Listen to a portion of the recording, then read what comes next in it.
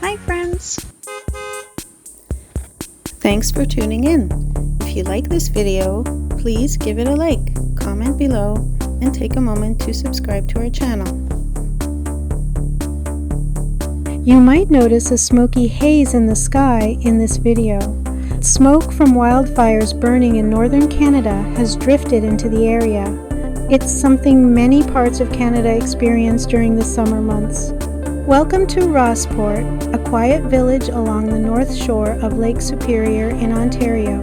The name Rossport comes from Captain John Ross, who surveyed the area in the 1850s. In the early 1900s, Rossport was a busy stop along the Canadian Pacific Railway, with fishing and shipping being the main industries. Today, it's known more for its peaceful atmosphere and stunning lake views.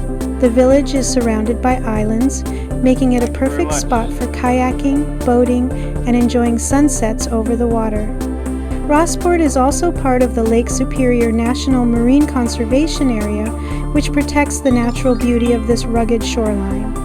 The old railway station still stands as a reminder of the town's past, though life here now is much slower and quieter.